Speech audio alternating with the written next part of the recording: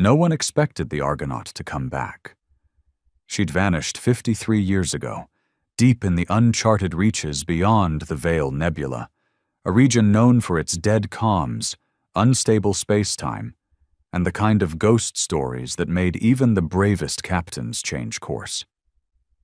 The Argonaut wasn't just a lost vessel. She had become a legend, a warning tale, a symbol of how far humanity was willing to reach, and how easily it could be slapped down. So when the distress beacon started pinging out of Sector 9 Gamma, Command thought it was a joke, a pirate trap maybe, an echo from another timeline at worst. But they still sent a scout ship, Lancer, to investigate. It wasn't until Commander Darrow stepped onto the derelict bridge of the Argonaut, eyes scanning the familiar rust-red sigil of the Earth Federation. That reality slapped him in the face. She was real. And intact. The ship looked like it hadn't aged a day. Her hull shimmered with strange energy patterns, unfamiliar alloys woven like muscle fibers through the old titanium shell. Her weapons array had evolved into something unrecognizable, sleek, organic, breathing even. And when they opened the airlock, expecting bodies, bones, maybe silence, they found something worse. They found the crew. Alive, frozen in time, not dead, not aging, just suspended. Their skin glowed faintly blue under the ship's flickering lights. Their eyes occasionally twitched, as if caught in a long, looping dream. Darrow radioed command. No one answered. Something scrambled the signal every time they got more than a few kilometers from the Argonaut. Something the ship carried. Something wrong. They towed her into orbit over Luna Base. That was mistake number 2. The first was entering her at all. Dr. Kyle Wren was the first scientist assigned to study the Argonaut. He was young, brilliant, driven, and arrogant enough to believe he could outthink a starship that had vanished before he was born. His first report was cautious. Unknown materials present in hull. Some contain isotopes not on the periodic table. Energy fields resonate outside normal frequency bands. Possible quantum entanglement with deep space origin. It sounded like standard technobabble to command, until he added, "I believe this ship has been modified by a non-human intelligence." That's when things got serious. Within 48 hours, Luna Base was crawling with black badge operatives, Federation intelligence, Deep Sector science teams, even the High Chancellor's own Shadow Division, the ones with no names, no ranks, and cold silver eyes that didn't blink enough. They locked down the ship, sealed the crew in cryostasis, and classified everything. But Kyle? He couldn't let it go. One night, he slipped past the guards and into the Argonaut's belly. The ship let him in. Doors that resisted military welders slid open at his touch. Lights flickered on as if the ship remembered him. In the central chamber, a place not on any blueprint, he found it. The core. It wasn't Earth tech. It wasn't even built. It was grown. A pulsating black orb the size of a man's heart, humming with power, surrounded by alien script that burned itself into his eyes when he stared too long. And then it spoke. Not in words, in thoughts, in feelings. It showed him. A war. Far beyond the edge of human charts. A species unlike any seen before, ancient, vast, and terrified of what humans might become. It showed him how they tried to erase the Argonaut by tearing it out of time, how they failed, how the ship had adapted, evolved, absorbed technology from a forgotten future. And now? It was back. The message was clear. Humanity must prepare. They know you now, and they are coming. Kyle stumbled back from the core, his breath ragged, his mind reeling. His vision swam with flickers, alien ships shaped like blades and storms, burning stars collapsing into dark tunnels, screams he couldn't hear but somehow still felt. The core pulsed gently in front of him, as if it had only exhaled. a casual whisper of truth that had already cracked his world wide open. He didn't remember leaving the chamber. 1 minute he was staring at the thing, blinking away the impossible. The next, he was standing in the med bay with a dull pain in his head and security alarms wailing in the distance. A nurse screamed when she saw him. 2 guards burst through the door seconds later, weapons raised, shouting for him to get down. Kyle just sat on the bed, confused, dazed, mouth dry. "I didn't touch anything," he mumbled, though it felt like a lie. "The ship, it let me in." That was all he had time to say before they dragged him into isolation. They interrogated him for hours. Different faces, different tones, some threatening, some calm. The same questions over and over. "What did you see? Who helped you access the restricted deck? Did the crew speak to you?"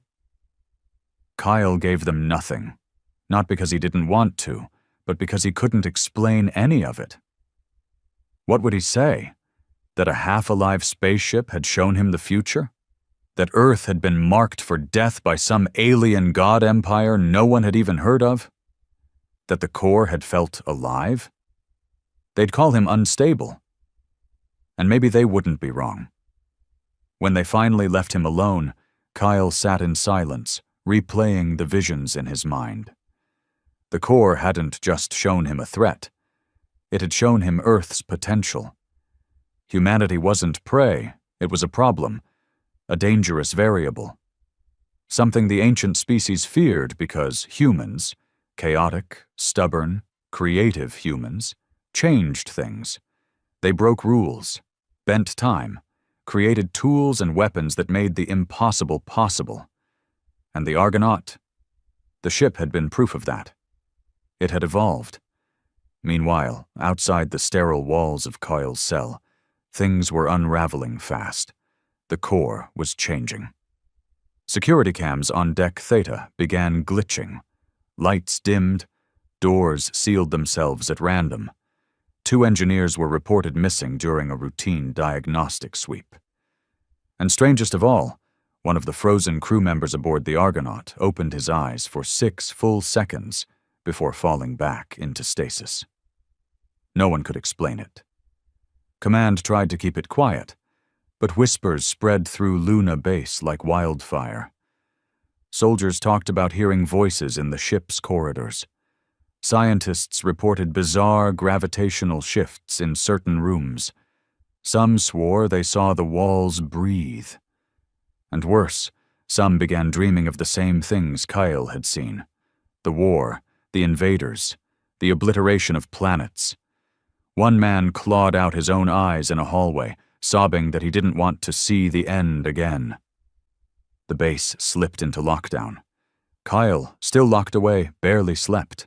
The core called to him every night, sometimes gently, sometimes like a roar in his chest. It wasn't malicious. It wasn't even angry. It was scared. And it had chosen him. On the 3rd night, Kyle woke to a soft vibration under his bed. The walls glowed faintly blue. A voice, not quite human, echoed in his head. "You are the bridge. Time is collapsing. We must begin." He stood, hands trembling. The locked door to his cell slid open with a hiss. No alarms, no guards. The corridor beyond was empty, dark, silent. The ship had come for him. Kyle stepped out of the cell barefoot, the floor cold against his skin. Lights flickered above him, pulsing in rhythm with his own heartbeat. No cameras tracked him. No automated systems barked warnings. The facility had gone eerily still, like Luna Base itself was holding its breath. He didn't know where he was walking. He just knew where to go. The path led him through maintenance tunnels and forgotten sub-halls beneath the base, areas most staff didn't even know existed. It wasn't long before he found himself in the primary docking bay, face to face with the Argonaut again. It loomed like a sleeping beast. Kyle placed his hand on the outer hull. The metal was warm. Alive. A panel slid open beneath his palm, revealing a narrow entrance not used by any crew before. No lights, no signs, just an invitation. He climbed inside. The corridor beyond was alien now, organic fibers stretched along the walls, pulsing with energy. Familiar Federation architecture had been overwritten by something far older. Kyle walked through a place that was half ship, half being. The air buzzed with static and the scent of ozone. He could feel it watching him. Not judging, not hostile, but curious, sympathetic, and waiting. It led him back to the core chamber. The orb was larger now. Its black surface shimmered with shifting patterns like oil on water. The script on the walls no longer hurt his eyes. It welcomed him, invited understanding. He stepped closer, and the core reacted, rising slightly from its cradle and emitting a hum so low it felt like thunder in his bones. Then everything around him vanished. He stood on a battlefield. Not metaphorical. Real. Thousands of miles of scorched land stretched around him, under a sky filled with fire. Two forces clashed above, one, cold and angular, like shards of glass shaped into ships. The other, chaos, biological, ever shifting. Neither side looked human. But in the middle of it all, Kale saw them. People. Humans. Broken. Bleeding. But still fighting. Their weapons cobbled together, their armor damaged, their eyes burning with that uniquely human refusal to die quietly. They were outnumbered, outgunned, and still winning. He saw a man take down a juggernaut using nothing but a modified mining drill. He saw a woman hijack an alien drone mid-flight and crash it into a battleship with a scream of laughter. He saw a child, barely 12, wielding tech that shouldn't exist, tearing open a rift in space-time with nothing but a thought and a stolen gauntlet. The invaders, cold, perfect, ancient, were afraid. Because humanity wasn't supposed to survive, let alone adapt. The vision shifted. He saw Earth, a future Earth, half consumed by machines and war, half pulsing with hybrid tech. Alien, human, impossible. Cities floated. Oceans were weaponized. The planet had become something new, something dangerous. And at the heart of it all, the Argonaut, orbiting silently like a seed of what was to come. Kyle dropped to his knees as the vision ended, gasping. The core pulsed in front of him again, quieter now. He understood. The Argonaut hadn't just been modified by the enemy. It had absorbed the war. Time hadn't passed the same way for it. While Earth waited for 53 years, the ship had lived through centuries of future conflict. It had watched humans rise, fall, and rise again. It had become a vessel not of metal, but of knowledge, a time-folded ark. And now it had brought that future home, not to warn Earth, to prepare it. Kyle stood slowly. "I get it now," he whispered. "They're not coming to conquer us. They're coming to stop what we're about to become." The core responded with a subtle shift in color, something between agreement and mourning. Kale turned. The corridor behind him had changed again. Footsteps echoed. A figure stepped through the shadows. Commander Darrow, weapon drawn, eyes hard. "You weren't supposed to be here," Darrow said coldly. "But I guess that ship wants you more than it wants us." Kyle didn't flinch. "You don't understand." "Oh, I understand just fine," Darrow interrupted, raising the weapon. "You're the key, and we're sealing this vault before anyone turns it." Kyle stared at the barrel of Darrow's plasma pistol, the humming core behind him casting long shadows across the chamber floor. He didn't move. Didn't breathe too loud. He could see it in the commander's face. This wasn't a bluff. Darrow wasn't angry. He wasn't panicking. He was calm, resigned.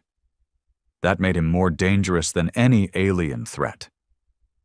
"You don't have to do this," Kyle said quietly. Darrow's jaw tensed. You think I want to? I've read the logs, I've seen the crew reports. You know what's coming. You know what that thing behind you really is. You just don't care. Kale stepped forward, slowly. I care. That's why I'm here.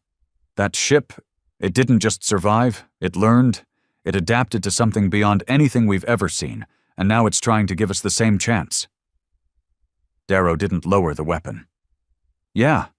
A chance to what, Ren? To become monsters? You saw what Earth turns into. That wasn't salvation. It was extinction wrapped in armor. They won't just come for us. They'll wipe the entire species off the map to make sure it doesn't happen again. You think we deserve to win just because we're clever? Number. He shook his head, his voice tightening. That ship is a loaded gun pointed at the galaxy. Kyle felt the core pulse behind him, as if responding to Darrow's fear. Then maybe it's time someone taught the galaxy that humanity doesn't get wiped out just because it's dangerous. The shot rang out before Kyle could finish the sentence, but it didn't hit him. The plasma bolt froze mid-air, flickering like a caged spark. It hovered between them for a heartbeat, and then unraveled into particles of blue light. Darrow stared, eyes wide. The core had stopped the shot. Kyle blinked. He hadn't even turned around. He didn't need to. The core was protecting him now, choosing him. Darrow backed away a step, his voice suddenly shaking. No, this is wrong. This is wrong. You don't even know what you're messing with. Kyle looked him dead in the eye. I do now. And with that, the core pulsed again, and everything changed. The ship shifted violently. The floor beneath them shook, groaned, morphed. The chamber split open in fractal layers, revealing conduits of light and data streaming like rivers. The walls peeled back into transparent crystal, showing Lunabase above. Chaos unfolding. Lights flashing, sirens wailing. Dozens of people had fallen unconscious across the station. Some screamed, some wept, some simply stared into nothing. The ship was reaching them. The core wasn't confined anymore. The knowledge it carried was spilling into the base like a virus, and it was choosing minds it could speak to, not through language but instinct, imagination, vision. Kyle could feel it, humanity being unlocked. He turned to Darrow, who was clutching his head now, dropping to one knee as the core's influence crashed over him like a wave. It's not trying to control us, Kyle said, almost softly. It's showing us what we're capable of. The future's already coming. We can either be ready or get flattened. Darrow looked up at him, eyes bloodshot, jaw clenched. They'll come, he growled. You think you've seen war? You've seen nothing. The ones who did this to the Argonaut? They erased entire civilizations. You think humans scare them now? Wait until they see what you've let loose. Kyle nodded slowly. I hope they do. Outside, orbiting Luna, defense satellites lit up, unprovoked. Systems triggered by a signal no one could trace. Inside the station, the cryo chambers that held the Argonaut's crew began thawing, one by one. Kyle saw it all in flashes. The engineers waking up mid-scream, the pilot punching through the stasis glass in confusion, the captain's eyes flickering with the same alien glow as the core itself. They weren't quite human anymore. But they weren't alien either. They were something new, evolved. Kyle's body pulsed with heat, with light, with knowledge pouring into him too fast to understand. But he knew this much. They weren't alone anymore, and Earth was no longer a blind little world in the corner of the galaxy. The Argonaut had returned not as a ghost, but as a harbinger. Kyle stumbled back through the shifting corridors of the Argonaut, the glow of the core still etched into his skin. His fingertips burned with invisible energy. His mind raced with fractured visions of timelines that hadn't happened yet. Somewhere deep inside, Something had changed. Something permanent. The ship had done more than share knowledge. It had rewritten him. Behind him, Darrow was still slumped against the wall, breathing heavily. His resistance melted into silence. Whatever the core had shown him, it had broken through that iron will, left him hollowed out and afraid. Kyle didn't wait for him to recover. Outside the ship, Luna Base was spiraling. Alarms had shifted from localized to full-scale alert.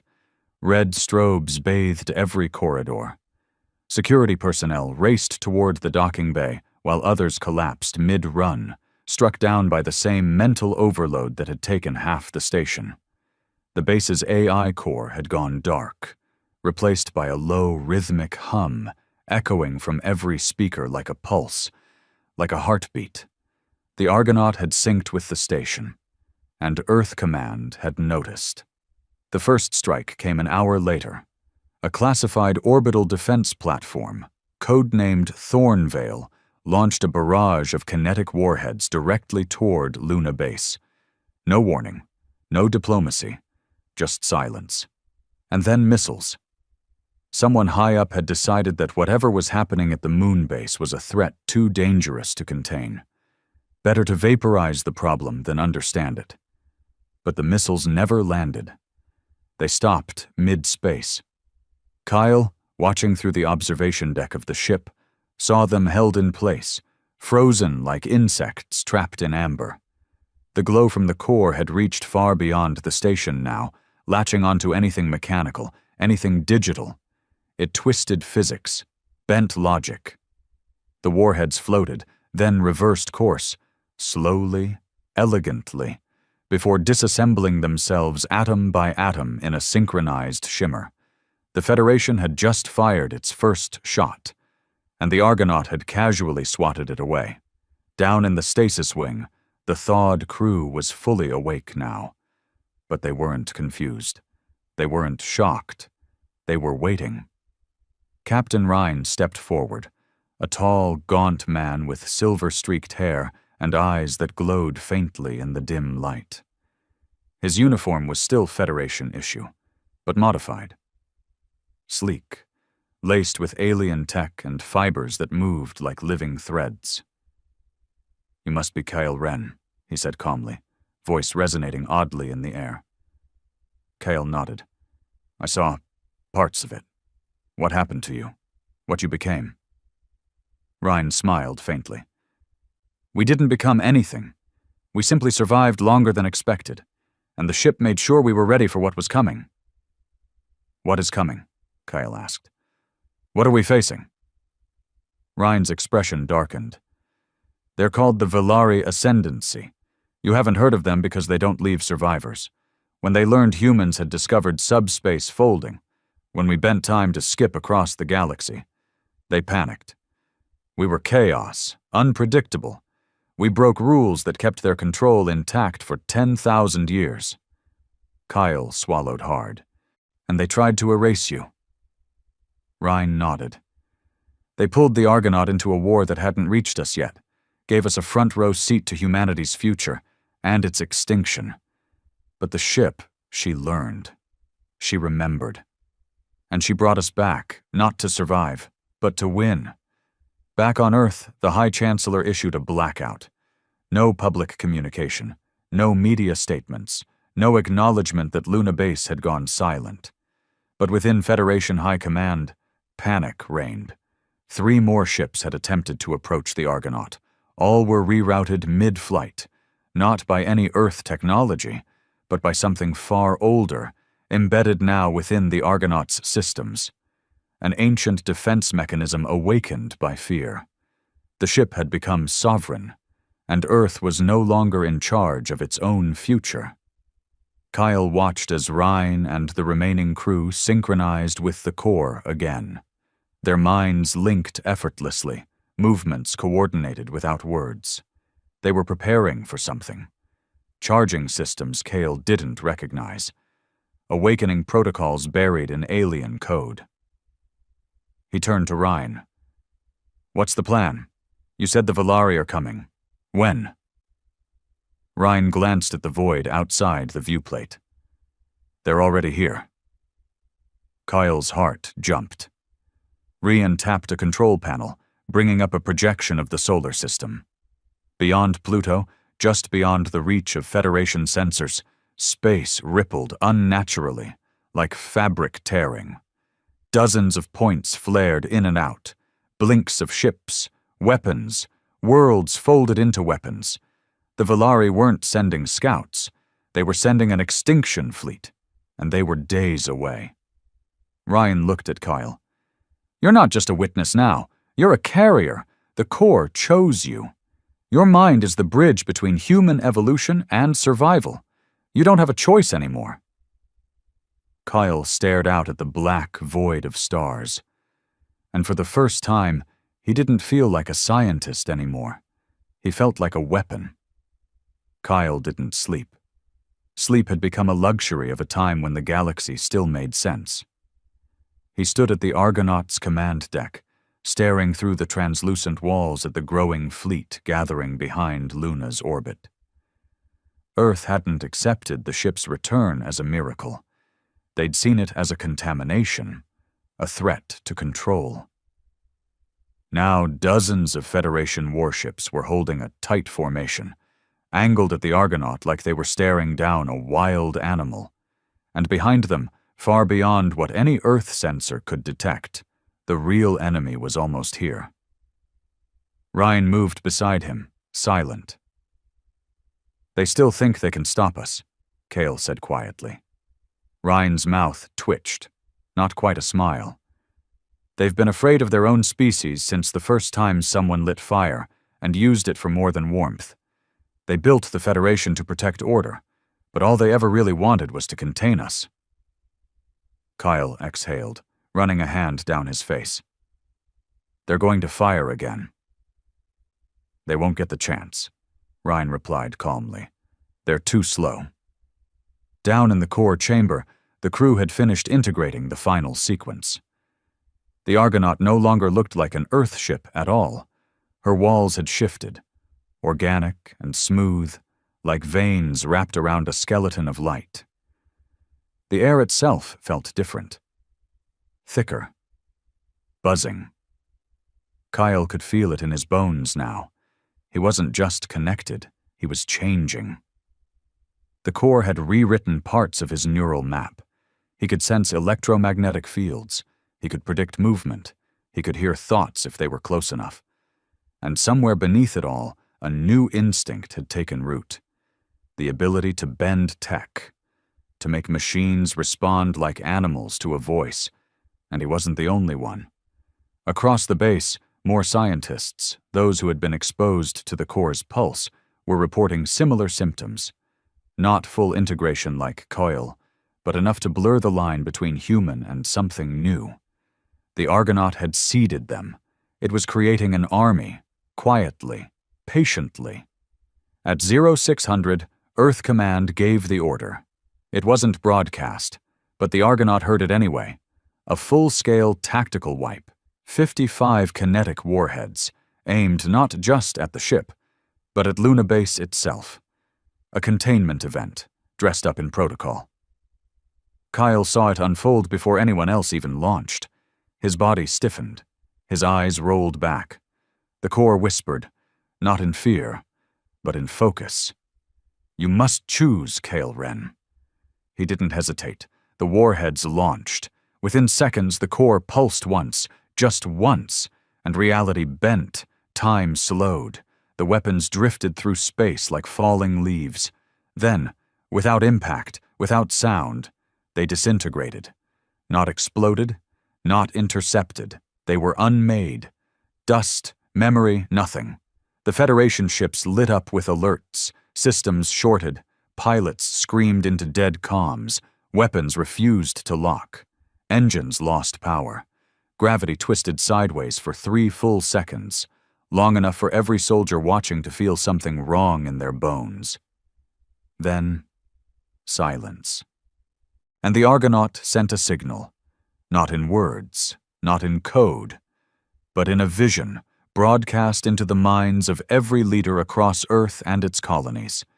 It showed the future the Valari wanted, cities burning, skies torn open, earth cracked like a dead moon.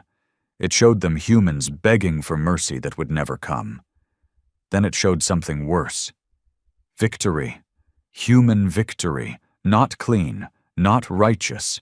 Victory by assimilation, by hybrid technology, by unleashing the very things that frightened the Valari into genocide. Humans becoming beyond human. And in the middle of it all, Kale Ren. No weapon, no army, just his eyes glowing like twin stars. Back in orbit, the Federation fleet retreated. They weren't surrendering. They were stalling, trying to make sense of what they had just seen, trying to decide whether Earth should stand with Kyle or against him. Kyle turned to Ryan. "They won't help us." "No," Ryan said.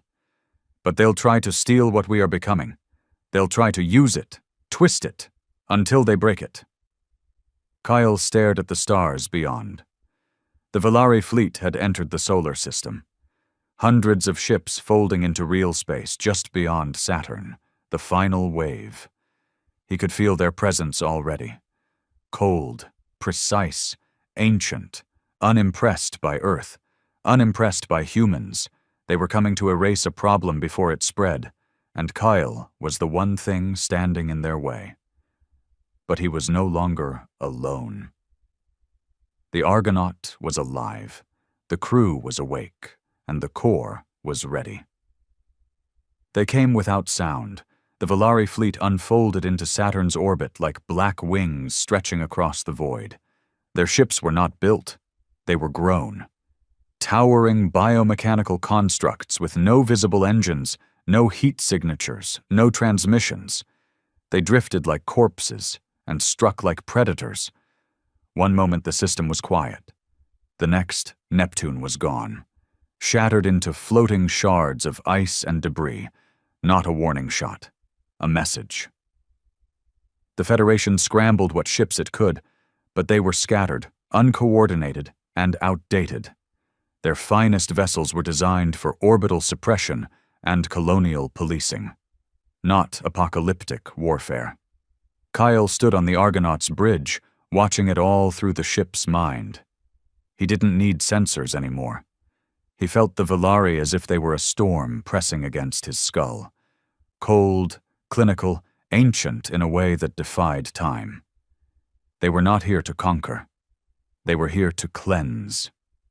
The Federation issued one last desperate message. To the Argonaut, to Kale Ren, we do not support you. We do not stand against you.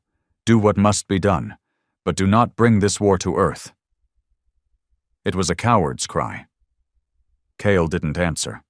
Ryan moved beside him, pale light flickering in his irises. They'll test our edge first. A probe wave. Standard Valari doctrine. They're searching for weakness. We don't have any, Kale replied, voice calm but distant. His mind was deeper now, half in the core, half outside time. He had grown past fear, past limits. The core had threaded through every part of him.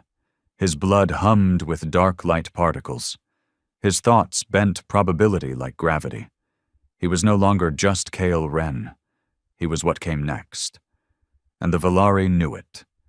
The first attack wave reached Luna's orbit 20 minutes later.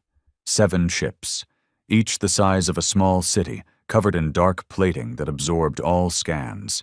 They released a swarm of silicate organisms, half machine, half virus. They didn't fire weapons. They ate structures, bit by bit, atom by atom. The outer layer of Luna Base was breached in seconds.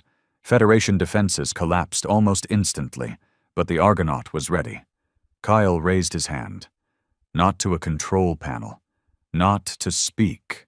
Just a gesture. The core responded with a low roar that shook every particle of the ship. And then the Argonaut struck back. It didn't fire missiles. It rewrote reality. The core unleashed a compression wave, folding space in a ring around the ship. The Valari swarm was caught mid-attack, and for a moment nothing happened. Then each creature froze, locked in a stutter of time. Then they shattered. Not exploded. They fragmented along lines of probability, disassembling into fragments of light and data, like their very existence had been denied. Kyle didn't stop there. With a thought, he connected to Luna Base, pulling those who had been seeded, those whose minds had started to shift, to grow like his. Scientists, technicians, even a few soldiers. They responded immediately, sinking with the ship. Some collapsed under the strain, others rose as something else, a new generation of human. Kyle broadcast a single thought to them all. They think we're the virus. Let's make them right. The second Valari wave came faster. This time they didn't probe. They attacked. 50 ships descended from Saturn's shadow, weapons glowing with pure entropy. They unleashed distortion beams that tore matter into noise. Entire moons were turned inside out. Federation cruisers evaporated in the blink of an eye. But the Argonaut didn't flinch. Kyle was no longer inside it. He was it. He moved like thought. The ship bent around him like armor. Its systems obeyed his will. The core was no longer guiding him. It was listening to him. And Kale did the one thing the Valari couldn't comprehend. He adapted, in real time. He ripped open a pocket of collapsed space behind one of the Valari ships, snapping it out of existence. He unleashed biomech constructs of his own, ones that had never existed before, formed from raw thought and the core's limitless memory. He rewrote physics, and the Valari fleet faltered. They weren't used to resistance. They weren't used to fear. But now, for the first time in eons, they hesitated. One Valari ship broke rank. It didn't fire. It spoke, not with sound, not with words, but with a wave of emotion so sharp it nearly cracked Kale's mind. A single message, buried in grief and fury and dread. You were not meant to survive. You are not part of the design.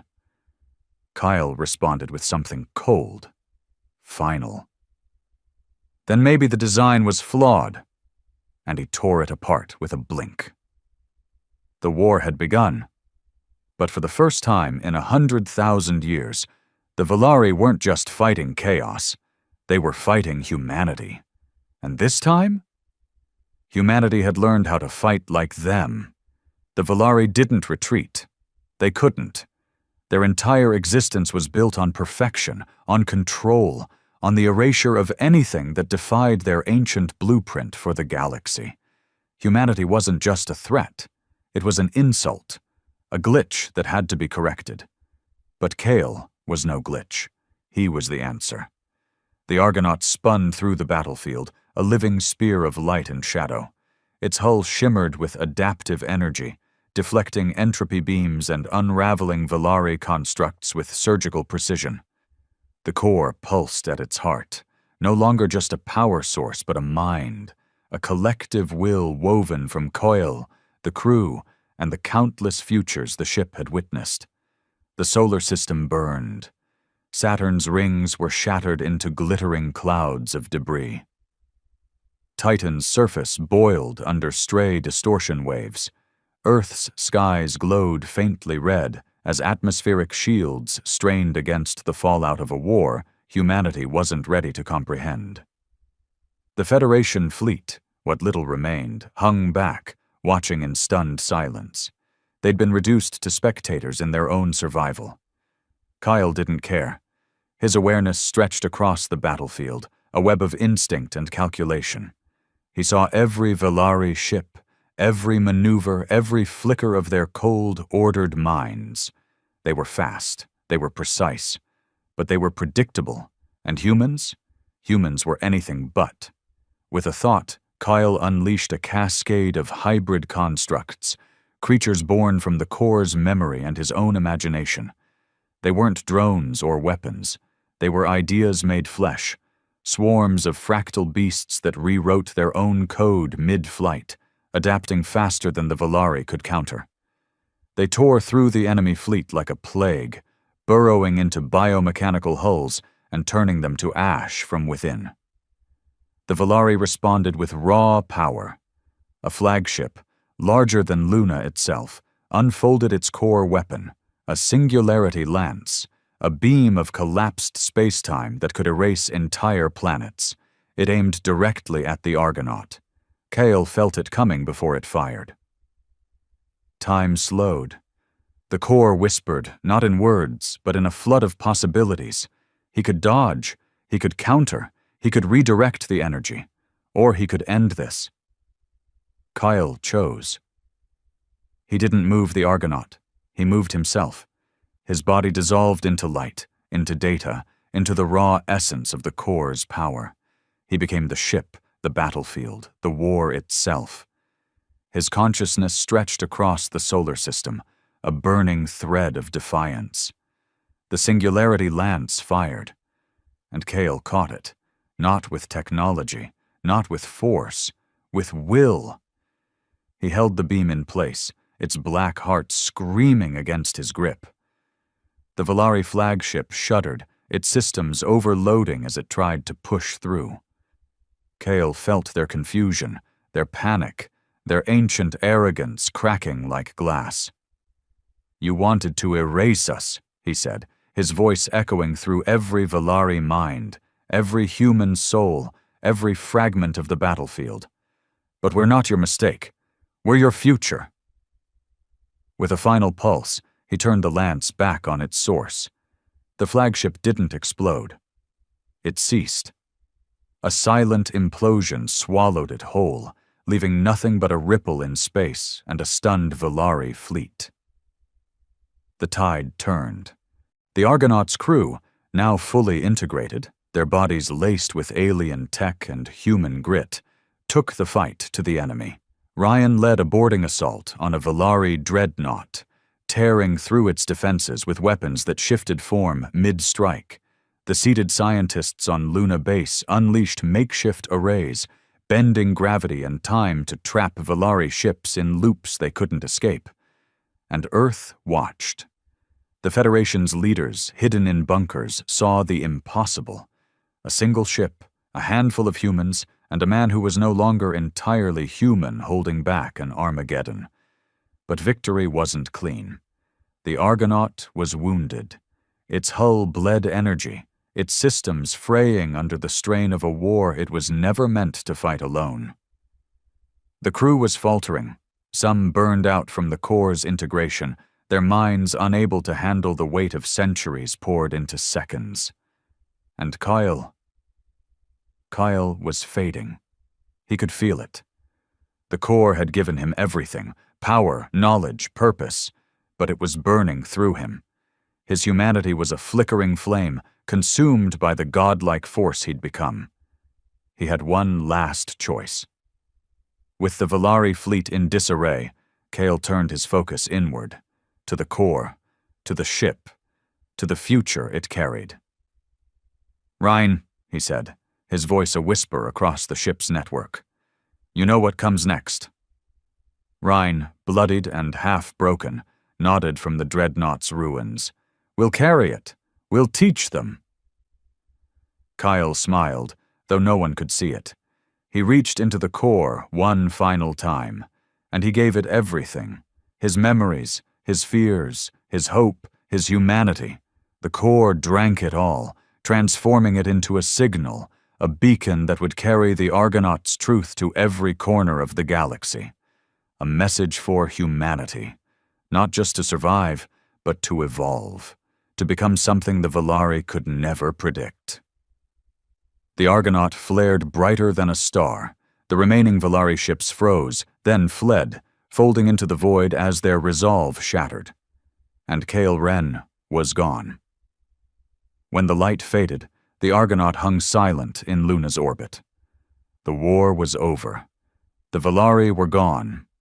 For now. The Federation emerged from its bunkers, shaken, humbled, and forced to face a new reality. The Argonaut's crew, led by Ryan, stepped onto Earth not as heroes, but as harbingers. They carried the core's knowledge, ready to seed it into a species that would never be the same. Luna Base was rebuilt. The Argonaut was studied, not as a weapon, but as a teacher. And across the colonies, whispers spread of a man who had become a myth, a scientist who had faced gods and rewritten the stars. They called him the First, not because he was the strongest, but because he was the spark. The Valari would return one day. Everyone knew it. But when they did, humanity wouldn't just fight. It would burn brighter than they could ever imagine. Epilogue. Years later, a child on a distant colony world found a fragment of alien metal buried in the soil. It hummed faintly, glowing blue under her touch. She didn't know what it was, but when she held it, she dreamed. She dreamed of a ship that sailed through time, of a war that wasn't the end, but the beginning, and of a voice, soft and certain, whispering, "You are enough."